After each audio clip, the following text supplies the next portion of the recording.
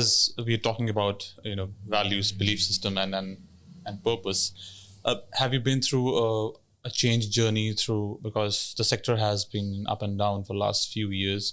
There are always challenges on sustainability and delivery of service. There are always those challenges which come up and center. So, and in large transformation when people go through, there are changing in values and cultures. So have you been through a culture journey or a change journey, and then how that has impacted? Yeah, I've been through a change journey in that understanding the best way to achieve an outcome. And I think in the sector, when I look at the disability sector, it's really critical for organisations to bring a blend of mission delivery and sustainability at the same time. So the change really in that space has been, there's so much heart and passion in the sector striving for outcomes.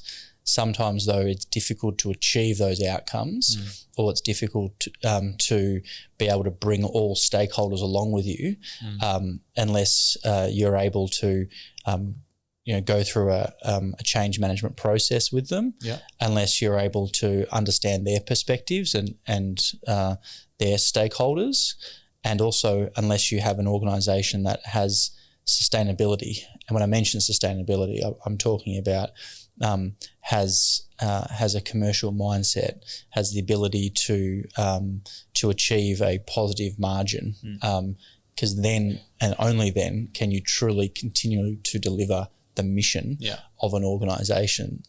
And what's the different mindset when you are employing people with disabilities and you are advocating to employ people with disabilities in so-called mainstream? How do you get through those conversations with the rest of the sector, the commercial for-profit sector? I guess in the simplest form, there shouldn't be a different mindset. They're just people. We're all people. And there are 4.4 million Australians with disability. Yet there's an invisibility about disability.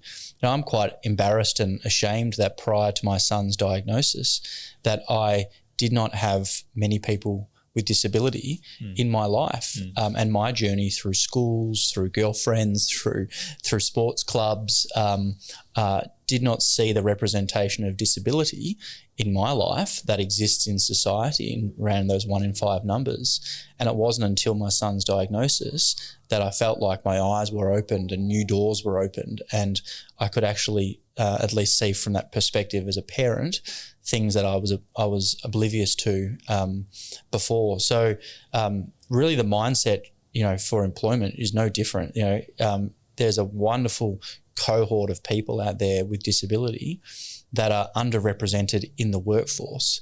And when I think about the opportunity there, I can't help but reflecting on some of the evidence that is understood by some, but needs to be understood by more people. When you think of the working age of Australians without disability, between the ages of 16 and 65, the representation in the workforce is around 85% without disability. People with disability between 16 and 65 are around 53%. So there's around a 30% lower percentage of people in Australia of working age in employment. And we know that having a job delivers financial and social independence for a person.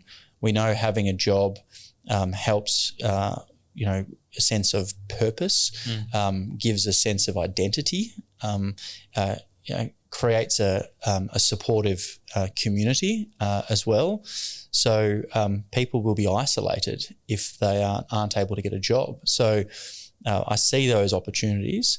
I see a national unemployment rate with a 3 in front of it, and I see a talent shortage through businesses. Yet I look at the disability cohort and the unemployment rate has a 10 in front of it. And I look at the people with intellectual disability and the unemployment rate has a 20 in front of it.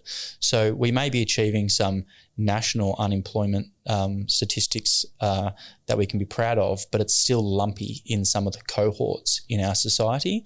And I think therein lies the opportunity. You can look at it purely from a business commercial lens. There's a cohort of people that are desperate for work, and businesses should be tapping that resource to get them in the organisation. Or you can look at it from the social lens to say, let's deal with some of the inequity and inequality and some of the barriers to unlock those people. So my mindset really is no different. You know, as an employer, we look for talent. But we're a very supportive employer. So for us at Good Sammy, we are all about employing people with disability and helping their professional development pathways.